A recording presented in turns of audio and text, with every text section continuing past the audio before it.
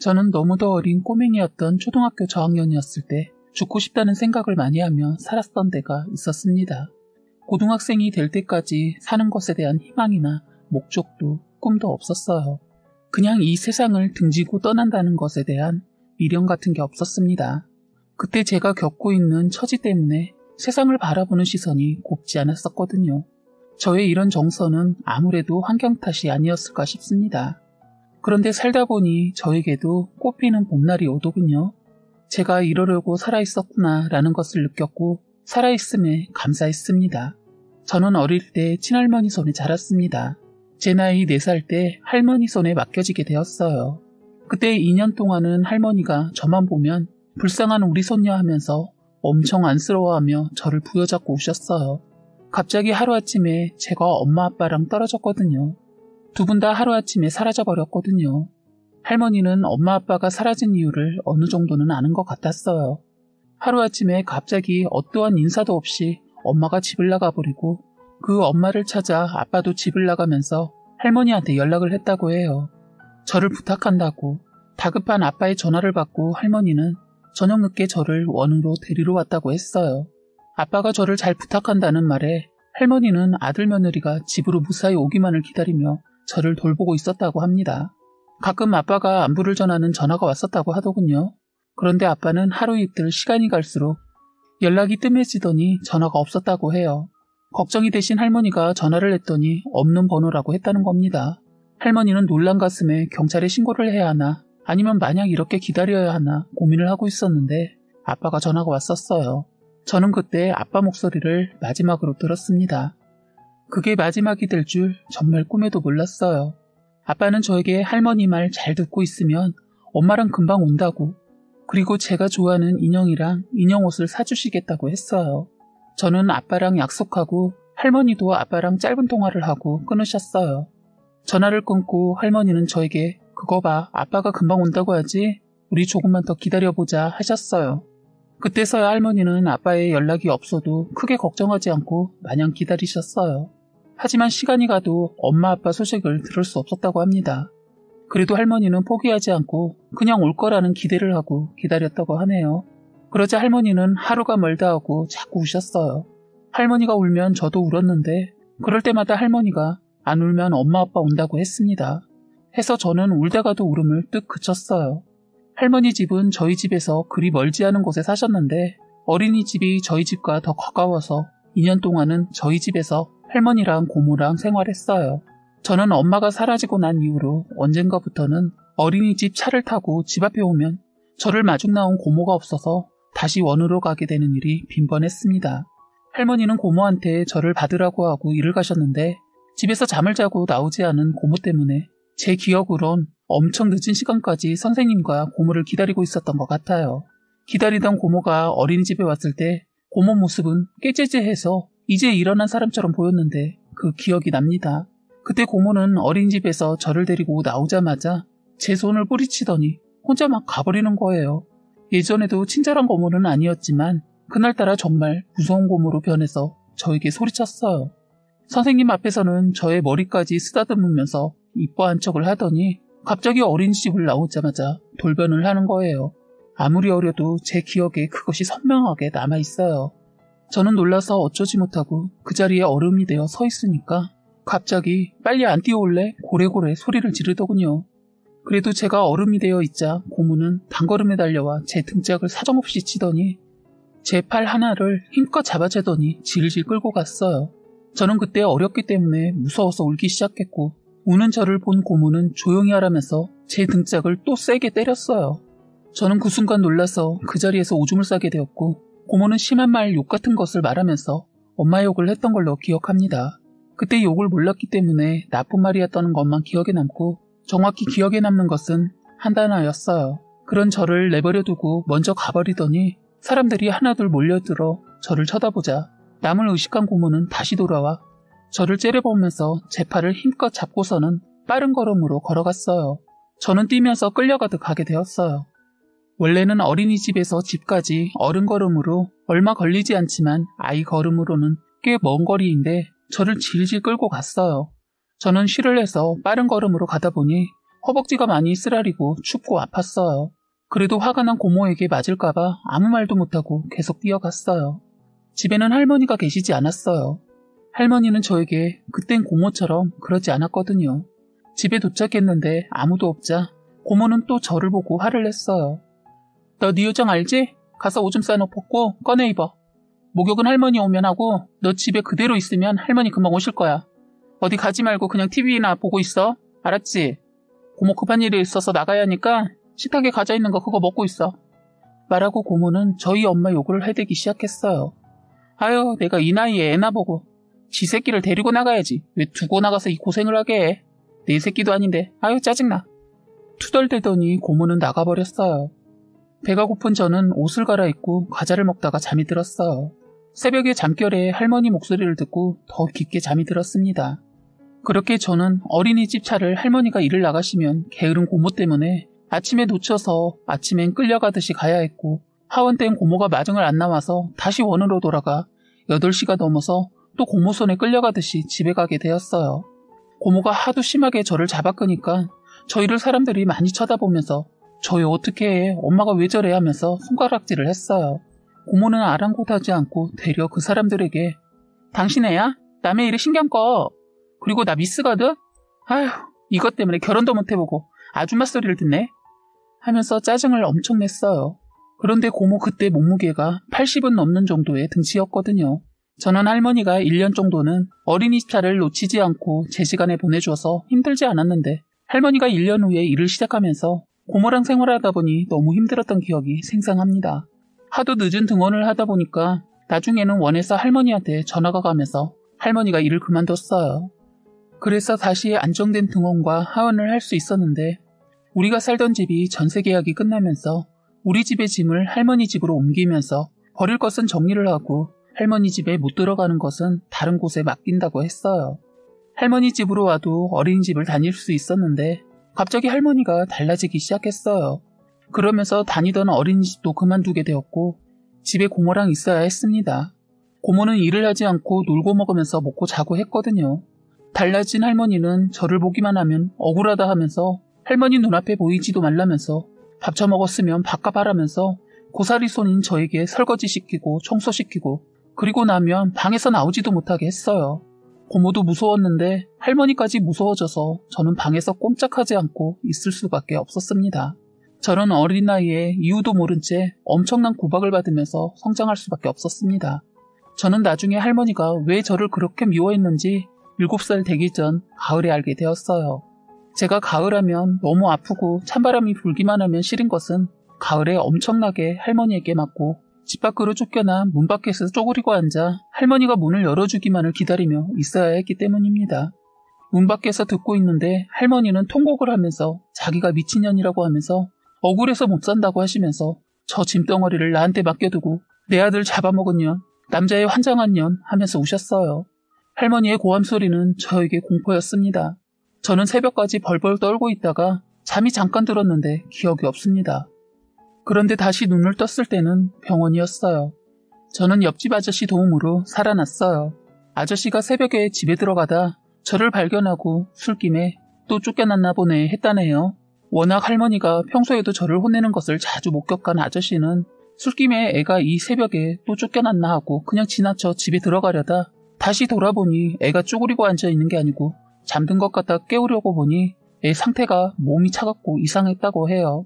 찬 바닥에 쓰러져 잠이 든 저를 발견하고 놀라셔서 저희 할머니 집 초인종을 눌렀는데 문을 열어주지 않자 아저씨는 대문을 사정없이 내리치면서 이러다 애 죽는다고 했다고 합니다. 술을 먹은 아저씨는 제가 죽은 것 같아서 정신이 번쩍 들었다고 하네요. 아저씨는 저를 안고 집 근처에 있는 종합병원으로 안고 뛰었다고 들었어요. 다행히 저는 위급한 상황을 넘기고 살아나게 되었지요. 그런데 눈을 뜨자마자 할머니가 고모한테 전화하는 할머니의 짜증 섞인 소리를 듣게 되었는데 할머니가 그러더군요. 아휴, 내가 속상해서 저것이 돈 잡아먹는 거머리다. 이것이 대문 밖으로 잠깐 내보냈더니 이것이 저체온이란다. 아이고, 지 엄마 닮아서 빼짝 꼬라서 쏙썩이네. 너 빨리 와서 애 데리고 가. 하더군요. 한참 후에 고모가 왔는데 저를 보자마자 머리를 쥐어박더니 아유, 골칫덩어리 하면서 제 팔을 살짝 꼬집었어요. 저는 고모가 할머니 집에 데려다주면서 저에게 충격적인 말을 해줘서 왜 할머니가 저를 그토록 미워하는지를 알게 되었습니다. 야, 너 나중에 은혜를 모르면 안 된다. 똑똑히 들어. 너 네 엄마 바람나서 너 버리고 가서 지금 네가 이곳에 있는 것이고 네 아빠는 네 엄마가 죽인 거야. 너 이렇게 키워놨는데 나중에 혹시라도 은혜도 모르고 네 엄마 찾아가면 알지? 그땐 내 손으로 가만 안 둬. 넌 할머니가 시키는 대로 하고 있어. 제발 말썽거리지 말고. 내가 너 때문에 은근히 내 돈 들어가고 있어.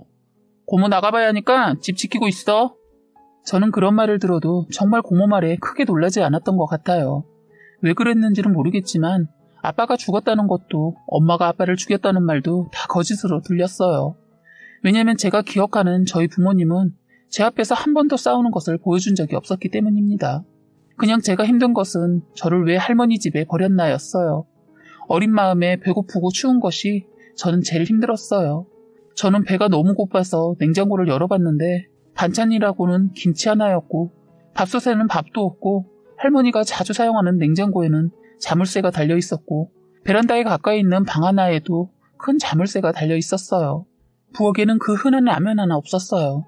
아무리 먹을 것을 눈 씻고 찾아보려고 해도 아무것도 없었습니다.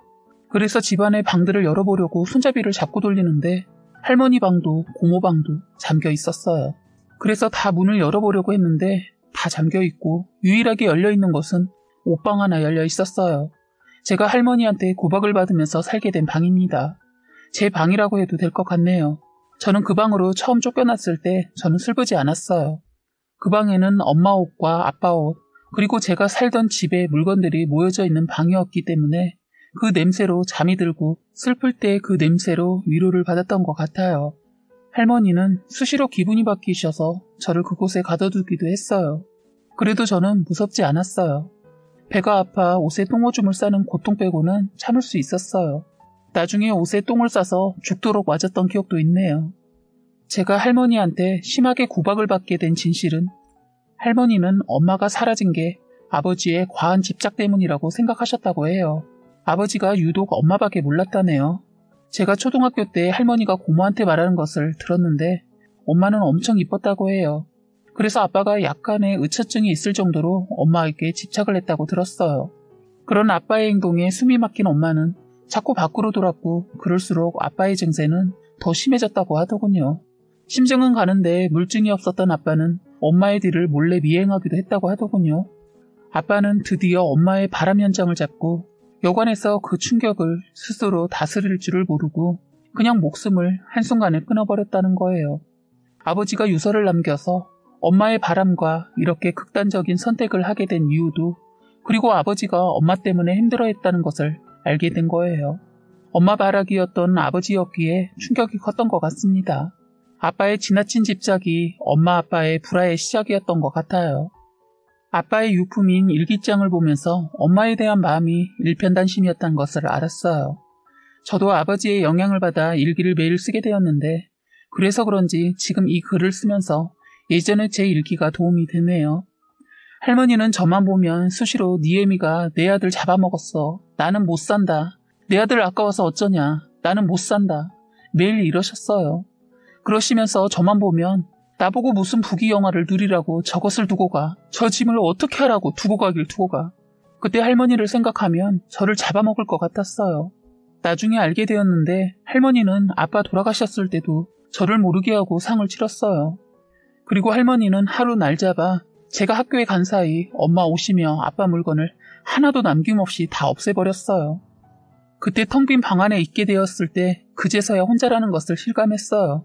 그러면서 절망적인 생각도 하게 되었던 것 같아요. 할머니는 시간이 갈수록 제가 엄마를 닮아간다고 엄청 저를 미워했습니다. 제가 유독 엄마를 많이 닮았다네요. 할머니는 저를 가만두지 않았어요. 그런데 제가 크면 클수록 엄마를 더 닮아가고 있는 모습 때문에 대놓고 미워했어요. 사실 제가 결혼하기 전 저는 중학교 때까지 이 모녀한테 강제 노동 아닌 노동을 당하고 돈도 갈취를 당했습니다. 저는 학교에서 돌아와서는 할머니가 아는 가게에 취직을 시켜서 키가 컸던 저는 나이를 속이고 알바를 하게 되었어요. 그 돈은 고스란히 할머니 주머니 속으로 들어가게 되었죠. 공부는 새벽에 잠을 쪼개가며 했어요. 저는 중학교를 졸업하고 고등학교도 다니려고 하는데 할머니는 돈 들어간다고 고등학교를 못 다니게 했습니다. 그때 저는 또 한 번의 저의 삶에 큰 절망을 또 느끼게 되었죠. 꿈은 없었지만 공부가 너무 하고 싶었어요. 못하게 하니까 너무나 공부에 대한 갈증이 났어요. 그때 하늘을 올려다보다가 우연히 제 눈에 들어온 곳이 교회였습니다. 저는 교회 문이 열려 있어서 조용히 들어가 기도를 했어요. 공부가 하고 싶다고, 그 길을 어떤 길인지 알려달라고. 기도를 하다 보니 저도 모르게 울게 되었습니다. 한없이 울면서 기도하는 저를 본 목사님께서 왜 우냐고 물으셨어요. 그때 저도 모르겠는데 그냥 제 살아온 사정을 목사님께 마구 쏟아내게 되었습니다. 세상이 너무 원망스럽고 저에게 이런 고통을 주는 이유가 이해하기 힘들다고, 이제는 더 이상 버틸 힘이 없다고 목사님한테 목 놓아 울면서 말했어요. 저는 속에 있는 것을 다 쏟아내고 나니 정말 온몸이 날아갈 듯이 가벼움을 느꼈고 저를 누군가가 따뜻하게 안아주는 기분이었어요. 목사님은 저의 말을 다 들으시고는 제게 기도를 해주시면서 도움이 필요하면 언제든지 찾아오라고 하셨어요. 저는 그 기분이 너무 위로받는 것 같았습니다. 그래서 저는 그 이후로 주말마다 교회를 가게 되었고 힘들 때마다 기도를 했어요. 그런데 저는 제 처지가 그래서 그런지 사람들의 시선이 느껴지는 곳에 앉지 않고 저는 한쪽 모퉁이에 앉아 조용히 말씀 듣고 왔습니다. 그런데 제가 울면서 또 기도를 하자 목사님이 제 고민을 들어주셨어요. 고등학교 돈 문제로 할머니가 학교를 보내주지 않는다고 했더니 목사님께서 저에게 걱정하지 말라고 하셨어요. 도움받을 수 있는지 알아보신다고 저를 안심시켜 주셨습니다. 교회에서 저의 사정을 알게 되면서 저는 목사님과 집사님들에게 도움을 받았습니다. 그래서 교복뿐만 아니라 여러 가지 선물도 받았어요. 저는 이런 분들의 도움으로 어렵게 고등학교를 다니게 되었습니다. 저는 제가 그분들께 고마움을 전달하고 싶은데 아무것도 할 수 없는 저는 봉사를 열심히 했습니다. 교회에 나가 청소도 하고 열심히 제 손길이 필요한 곳에 몸을 아끼지 않고 봉사했어요. 그런 저를 못마땅히 여긴 할머니는 돈도 안 되는 일을 하고 다닌다고 저에게 쌍욕하시고 저를 손에 잡히는 대로 저의 등짝을 때리셨어요. 솔직히 저도 어느 정도 힘이 있었지만 차마 할머니한테 나쁜 행동을 할 수가 없었습니다. 할머니는 제가 교회에서 도움을 받아 고등학교를 갈 수 있을 것 같다고 하자 할머니는 일단 자기 돈이 들어가지 않으니까 고등학교 가는 것을 허락하셨어요. 그런데 저는 할머니가 시키는 일은 꾸준히 하면서 학교도 다녀야 했어요. 제가 고등학교를 다닐 수 있게 허락한 조건 중에 그것도 있었기 때문에 학교를 다니기 위해 다 참아야 했습니다. 어쨌든 저에게 보호자는 할머니였으니까요. 그런데 그렇게 1학년을 무사히 마쳤는데 또 돌변을 하셔서는 고2 때 할머니가 여자가 배워봤자 사랑고실 못하고 잘난 맛에 자기를 무시한다고 말도 안 되는 생떼를 써서 저를 집안에 가뒀습니다. 제가 자고 있는 사이 저를 가다둔 거였어요. 그땐 제가 어릴 적 아기 때처럼 당하지 않고 저는 발로, 의자로 힘껏 문을 부셔서 그 집을 탈출하게 되었습니다. 갈 곳이 없던 저는 또 교회를 찾았고 저는 교회에서 도움을 받아 교회에서 생활을 하게 되었어요. 그리고 집사님들의 신고로 할머니와 고모는 조사를 받았어요. 하지만 증거 불충분으로 아쉽게도 그냥 나왔어요. 할머니는 제가 교회에 있다는 것을 알고 저를 찾아왔더군요. 저는 심야 예배가 거의 끝나갈 때쯤 배가 너무 아파서 예배당을 나와 화장실을 다녀와서 다시 예배당으로 들어가려고 하는데 갑자기 뒤에서 누군가가 제 머리채와 몸을 사정없이 잡아채는 겁니다. 순간 뒤로 뒷걸음질을 치다가 뒤로 넘어졌는데 할머니였어요. 저는 아직 예배 중인 것 같아 할머니를 모시고 나가려고 하는데 갑자기 고함을 치면서 너 이곳에 나와서 기도할 시간 있으면 나가서 돈 벌어. 왜 시간을 허투루 쓰고 있어? 하시더군요. 저는 등치가 크신 할머니를 밖으로 끌고 나가려고 하는데 할머니가 워낙 힘도 좋고 등치가 커서 쉽지 않았어요. 안에서 저희 할머니 소리를 듣고 그때 저보다 2살 많은 오빠가 예배 도중에 나왔습니다.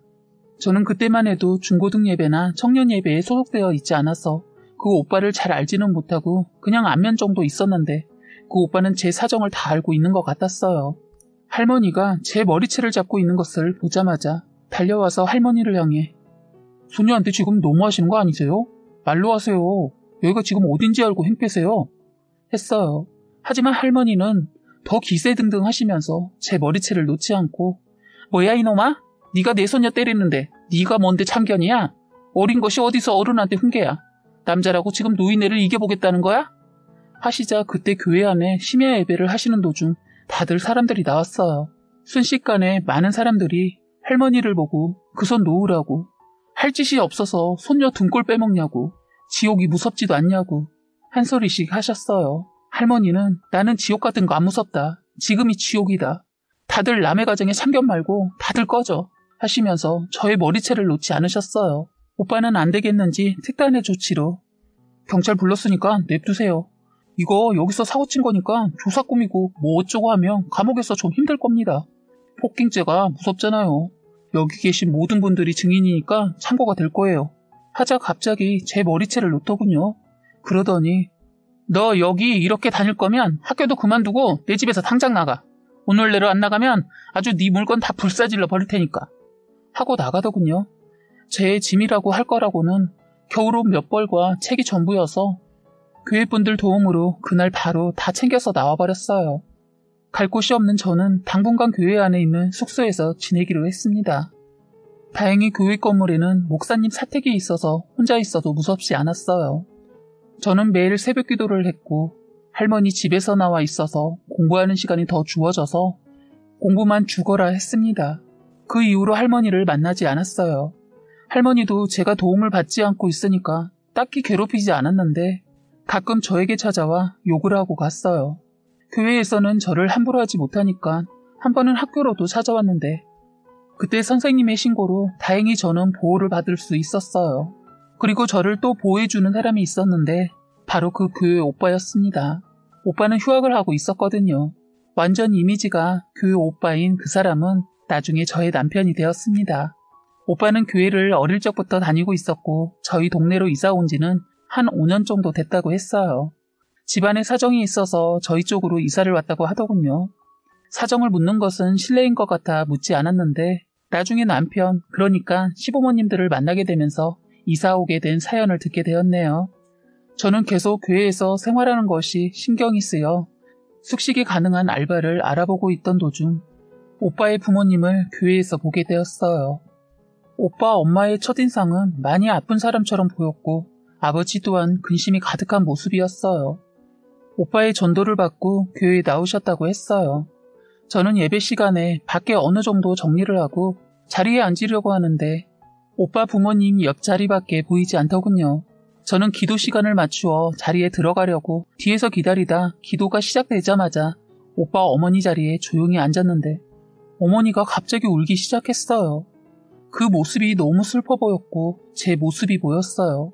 너무 여리디 여린 몸을 바르르 떠시며 기도를 하는데 안아주고 싶었습니다. 저는 저도 모르게 한 손을 어깨에 감싸주고 한 손은 어머니 손을 잡아주었어요. 저도 모르게 저도 어머니와 함께 울었습니다. 어머니는 한참을 숨죽여 흐느끼셨어요. 어느 정도 흐느낌이 진정되자 저는 어깨를 감싼 손을 내리고 어머니를 감싸준 손을 놓으려고 하는데 갑자기 어머니가 제 손을 꼭 잡더니 놓지 않는 겁니다. 제 손을 꼭 잡고 눈을 감은 채 제 손등을 쓰다듬어 주더군요. 순간 저는 그동안 잊고 지냈던 엄마의 따뜻했던 손이 느껴졌어요. 엄마가 그리웠습니다. 어머니의 손이 너무 따뜻하고 좋아서 나머지 한 손을 저도 모르게 어머니 손 위에 얹어 꼭 잡아드렸어요. 오빠 어머니는 그제서야 진정이 되었는지 눈을 살짝 뜨셨어요. 그러더니 저를 빤히 쳐다보더니 환하게 웃어주셨어요. 저도 모르게 저도 환하게 웃어드렸습니다. 제 눈에는 아무도 보이지 않고 어머니 얼굴만 보였어요. 저희는 서로 눈을 마주하며 눈인사를 했어요. 저는 어머니를 바라보다 앞을 보았는데 앞에서 연주를 담당하고 있던 오빠는 저희를 보고 흐뭇해했어요. 저희는 예배 내내 손을 꼭 잡고 있었습니다. 예배를 마치고 오빠가 저희에게 다가와 저를 부모님께 인사시켰고 어머니는 저를 꼭 안아주면서 고마워요, 고마워 딸 했습니다. 그 말을 듣는데 눈물이 나왔어요. 어릴 때 들어보고 오랜만에 들어본 딸이라는 말이 저의 마음을 흔들어 놨어요. 내색하지 않고 깡으로 버텨온 저는 한순간 다리에 힘이 풀려 순간 비틀거렸습니다. 순간 오빠가 저를 잡아주었고 저는 오빠에게도 묘한 감정을 느꼈고 어머니도 그런 오빠를 보고 웃었어요. 어머니는 그때 아셨던 것 같아요. 오빠가 저에게 마음이 있었다는 것을요. 저만 몰랐던 거죠. 그런 걸 생각할, 아니 그런 기분을 느끼는 것은 저에게 사치였으니까요. 갈 곳 없어 교회에서 머물고 있는데 연애라는 것은 꿈도 꾸지 못했어요. 그냥 저를 잘 챙겨주고 보호해주는 착한 교회 오빠로만 생각했습니다. 그렇게 저는 오빠 부모님과 만나게 되면서 저는 어느 순간 어머니 옆자리가 제 자리가 되었어요. 어머님이 알아서 제 자리를 맡아주셨어요. 예배 끝나고 식사도 같이 하게 되었습니다. 어머니는 조심스럽게 조금 시간이 지나자 저에 대해 물어보시기 시작했어요. 저는 제 처지가 불쌍은 하나 꿀릴 게 없다고 생각하는 사람이라 당당하게 저는 할머니와의 사정 때문에 교회에서 머물고 있다라고 솔직하게 사실을 말해드렸어요. 그런 모습이 오빠 부모님들은 제가 마음에 든다고 하더군요. 그러면서 시간 되면 나중에 밖에서 만나 밥 한 번 먹자고 하더군요. 그래서 오빠 부모님과 며칠 후 같이 저녁을 먹게 되었어요. 오빠 부모님은 제가 엄청 좋아하는 일식집에서 저를 초대해 주셨어요. 저희 부모님이 그렇게 되면서 그 이후로 딱 3번 먹어봤거든요. 제가 어릴 때 워낙 좋아해서 엄마가 많이 사주셨는데 그 이후로 교회분들이 사주셔서 먹어봤네요. 저는 마른 거에 비해 먹성이 좋아서 오빠 부모님이 너무 좋아하셨어요. 잘 먹어서 이쁘다고 하더군요. 못 먹고 자라서 먹는 것에 식감이 있어요. 부끄럽지만 저도 쉴 새 없이 먹었어요. 맛있게 식사를 마치고 나자 어머님이 조심스럽게 저에게 혹시 오빠 집에서 같이 지내면 안 되냐고 묻는 거예요. 많이 당황했지만 저는 그 제안에 이런 거 저런 거 따질 형편이 안 되어서 염치 무릅쓰고 할 수만 있다면 같이 지내고 싶다고 했어요. 제 말을 듣고 어머님은 너무 환하게 웃으시면서 좋아하시고 아버님도 엄청 기뻐하셨어요. 그러면서 나중에 얘기를 할까 하다 지금 말해준다고 하시면서 가정사를 말해주셨어요. 오빠 이후로 누나가 하나 있었는데 직장 들어가서 잘 다니다 갑자기 아프다고 해서 병원 갔더니 급성 백혈병이라는 판정을 받았다고 해요. 오빠 누나는 그렇게 준비도 없이 가족 곁을 떠났다고 해요. 그래서 누나와 추억이 없는 다른 동네로 이사를 왔다고 했어요. 워낙 가족들끼리 사이가 돈독해서 예전 동네에서 살 수가 없었다고 합니다. 오빠 부모님들은 결혼해서 자녀가 성인이 될 때까지 함께한 그곳에서는 가족들 추억이 존재하는 동네라 도저히 못 살고 이사를 했다고 했어요. 그리고 어머니는 이사 오고도 몸을 추스리지 못하고 꽤 오랫동안 누워 계시다가 겨우 밖을 나오신 곳이 교회였다고 합니다. 그런데 그날 저의 손길이 어머니 손에 닿았을 때 너무 따스하고 위로받은 느낌이었으며 마치 딸의 손을 잡고 있는 것 같았다고 해요. 그래서 그날 그렇게 오열을 했던 거라네요. 다신 제 손을 놓고 싶지 않았다고 합니다. 저는 가족을 선물 받은 것 같았어요. 그렇게 해서 저는 시누이가 될 수도 있었던 오빠 누나의 방을 쓰기로 했습니다. 어머님은 이사를 하시고도 딸의 방을 꾸며놓으셨고 딸의 소지품도 간직하고 계셨어요. 그것들을 저에게 다 주고 싶다고 하셨습니다. 남들은 어떻게 생각할지 모르겠지만 저는 너무 좋았어요. 언니 옷도 저랑 체격이 맞아서 그런지 하나도 버릴 게 없이 다 저에게 맞았어요. 저는 거부하지 않고 언니 거를 다 받았습니다. 그렇게 저는 교회에서 살던 짐을 챙겨 오빠 집으로 들어가게 되었어요. 저는 오빠 집에서 제가 받은 만큼 저도 노력했어요. 그러니까 지금의 시어머니는 제가 학교에서 오기 전 집안일도 제가 손이 가지 않게 다 해놓으시고 맛있는 음식도 해주셨어요. 정말 모녀처럼 시장도 같이 다니게 되었습니다. 저는 하루하루 시부모님의 사랑을 받으면서 살고 있었습니다. 그런데 이런 행복에 자꾸 구종물을 퍼붓는 사람들이 있었는데 바로 할머니와 고모였어요. 시장에서 한동안 못 보고 지낸 할머니와 고모를 만나게 된 거예요. 제가 어머니 팔짱을 끼고 다니는 것을 본 할머니는 시장 바닥이 떠나가도록 소리를 질렀어요. 너 지금 나이가 몇인데 동거를 하고 지랄이냐고. 신세 망칠 일 있냐고. 그 씨가 어디 가겠냐고 하면서 저에게 막말을 퍼부었습니다. 어머니는 그 말을 듣고 있다 한 소리 하셨어요. 소녀를 책임지기 싫어서 버렸으면 그만이지. 이제 와서 뭔 상관이야? 이제 남이면서 동거를 하든 결혼을 하든 왜 참견이야? 하셨어요. 어머님이 원래 순하신데 제 일에는 두 팔 걷어 저를 절대적으로 보호해 주셨어요. 그런데 워낙 천성이 착하신 분이라 그런지 어머님 손은 저만 느낄 정도로 벌벌 떨고 있었어요. 어머니는 남들과 한 번도 싸워본 적이 없다던 분이셨다는데 저를 위해 저희 할머니와 싸우셨어요. 어머니는 저에게 할머니 얘기를 익히 들어서 슬슬 화가 치솟았는지 온몸이 벌겋게 타올랐어요. 정말 종이를 가져다 대면 불이 붙어버릴 것 같았어요. 시장 안에는 할머니와 고모 목소리보다 저희 어머니 목소리가 더 컸어요. 저를 위해 남의 이목도 무시하고 저만을 위해 싸워주시는 어머니께 너무 감사했어요. 제가 보호받고 사랑받고 있다는 걸 느꼈어요. 어머니는 할머니에게 할머니, 이제 2번 다시 우리 애한테 시비도 아는 체도 하지 마세요. 제가 얘 부모이자 시부모입니다. 하셨어요. 저는 순간 놀랐습니다. 어머님은 저를 며느리로 생각하고 계셨던 거예요. 그 말을 듣고 있던 고모가 야, 넌 왜 모르는 아줌마가 핏줄보다 더 진하냐? 이것이 거둬줬다니 은혜를 모르네? 무슨 일만 있으면 저에게 자꾸 돈을 요구하고 은혜 두둔하면서 검은 짐승을 거두는 게 아닌데 남 좋은 일 시켰다고 하면서 고모는 저에게 찾아와 저를 괴롭혔어요. 이런 사실을 안 시어머니가 이봐요, 고모라는 분, 내가 듣자하니 우리 애를 어릴 적부터 꺼덕하면 때렸다면서 어디 힘없는 어린 것한테 강한 척을 해? 깡패야? 저러니까 나이 처먹도록 시집도 못 가고 어린 조카 등골 빼먹으면서 이제는 나이 드신 어머니 등골 빼먹지? 나이를 먹었으면 정신 차려 하셨어요. 어머님은 몸은 바들바들 떨었지만 한마디 떨림도 없이 또박또박 말하셨어요. 시장 안의 사람들은 익히 저희 집 사정을 알고 있었기 때문에 한 소리씩 했어요. 아이고 속 시원해. 저 노인네 아무도 못 당했는데 임자 만났네. 미나가 이제 엄마 같은 시어머니를 만났네. 미나 복이 터졌네. 어린 것이 고생이 많았는데 저 노인네 죽지도 않아. 아들 먼저 보내놓고도 그 보상금으로 딸하고 둘이서만 호화없이 누렸잖아. 미나한테 나중에 준다고 해놓고 다 빼돌렸다고 하던데 이러면 법이 왜 있어. 저 고모가 더 도둑년이야. 하자 할머니가 뭐 이년들아? 저리 못 가? 내 자식 목숨값으로 내가 먹고 살았는데 이년들이 뭔 상관이야? 그 주둥이를 다 찢어버릴 테니까 어디 한번 직하려봐 이년들아. 흥분을 있는 대로 하면서 어머니한테 말발이 못 먹히니까 시장 상인들한테 주민들한테 화풀이를 했어요. 그러면서 할머니 한다는 소리가 그러면 내가 이제 미나 전년 죽든 살든 이제 신경 안 쓸 테니까 내가 키워준 돈이나 지불해. 아니 이게 무슨 말 같지도 않은 개 같은 소리를 하더군요.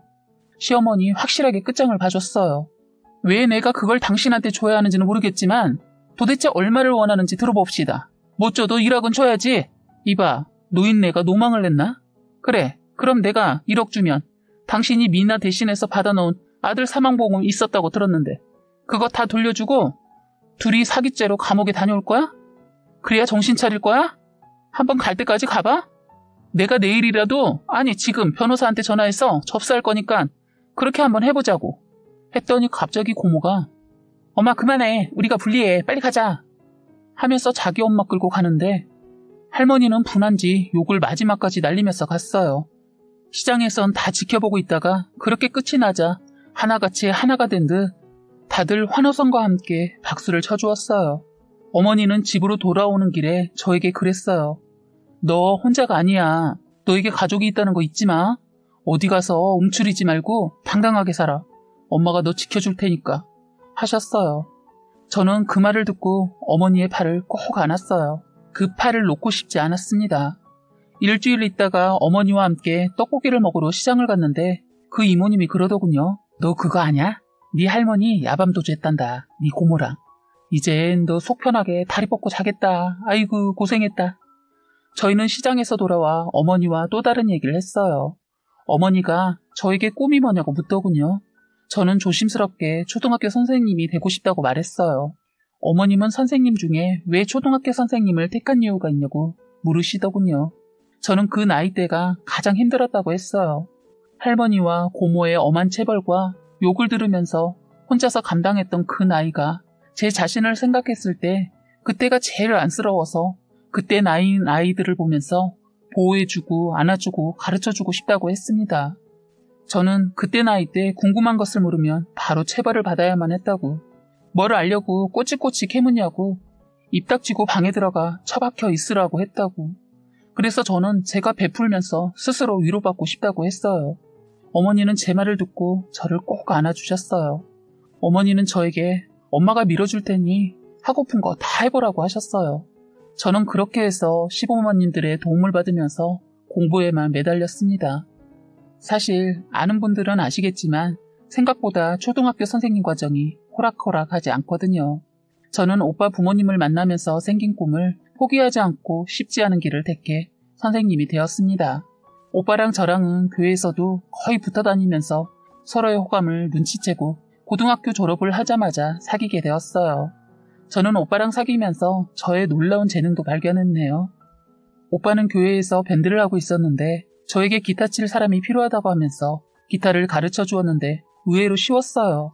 그리고 피아노도 금방 습득했어요. 저보고 교대 말고 음대를 가라고 하더군요. 노래도 잘하고 피아노를 제법 치게 되니까 그런 농담을 하더군요. 저희는 결혼을 제가 선생님이 되고 나서 했습니다. 아이는 결혼하고 1년 있다가 생겨서 쌍둥이를 낳았어요. 어머니가 그렇게 원하시던 딸 둘을 낳았어요. 요즘 어머니와 아버님은 손녀 둘을 보느라 정신이 하나도 없어요. 저에 대한 사랑을 나눠서 아이들에게 주느라 어머님 엄청 바쁘세요. 저는 어린 나이의 상처를 다 보상이라도 받듯이 저에게도 꽃피는 봄날이 오더군요. 저만을 바라봐주는 남편과 딸처럼 행여나 바람에 날릴까 애지중지 해주시는 시부모님, 그리고 저의 목숨과도 바꿀 수 없는 저의 사랑스러운 딸들, 저는 너무 행복합니다. 감히 행복이란 단어를 입 밖으로 낼 수가 없어요. 행여나 이 행복을 시샘해서 도둑 맞을까봐요. 그래서 저는 늘 기도합니다. 저에게 너무나도 벅찬 사랑을 주시는 시부모님과 남편, 그리고 눈에 넣어도 안 아픈 제 사랑스러운 아이들을 제게 주셔서 감사합니다. 라고. 저는 사랑받은 만큼 봉사도 열심히 다니고 있어요. 그리고 주말마다 저희는 교회에서 같이 연주를 하고 있어요. 이제 저는 제 가족을 비롯해서 제 주변에 저처럼 고통받고 있는 아이들을 위해 희생하고 봉사하면서 살려고 합니다. 참 이 소식을 깜빡할 뻔했네요. 제가 아이 낳고 소식을 들었는데 어머니께서 남편이랑 제 엄마의 행방을 알아보았나 봐요. 제가 애 낳고 혹시라도 엄마를 그리워할까봐 알아보았는데 그 소식을 안 들으니만 못한 소식을 들었네요. 제 어릴 적 엄마는 따뜻한 사람이어서 그 추억으로 버텼는데 글쎄 엄마라는 사람이 제가 출산했다는 소식을 전하니까 다신 연락하지 말라고 했다네요. 자기는 저버리고 나오자마자 결혼해서 애도 낳아서 살고 있으며 가정 깨고 싶지 않으니까 서로 보고 살지 말자고 했다네요. 솔직히 어릴 적 엄마가 그리워 생각날 때는 있었는데 그런 말을 들으니까 정이 뚝 떨어지더군요. 저는 이제 저에게 엄마는 시어머니 한 분뿐이라고 생각하면서 살려고 합니다. 오히려 그 소식과 엄마의 말을 전해 듣기를 잘했다는 생각을 했습니다. 깔끔하게 정리가 되었거든요. 그리고 마지막으로 할머니는 고모가 재산 다 가지고 도망가면서 할머니를 쪽방해버려서 독고사 하셨다고 들었어요. 고모는 남자를 만났는데 재산 다 뺏기고 그 집에 들어가 그 남자 아이들 키우며 식모처럼 그 남자한테 맞으면서 거지같이 산다고 들었네요. 이제는 제 갈 길에 걸림돌이 없어서 얼마나 다행인지 모르겠습니다. 이제는 지금 내 곁에 있는 내 가족과 앞으로도 행복했으면 좋겠습니다.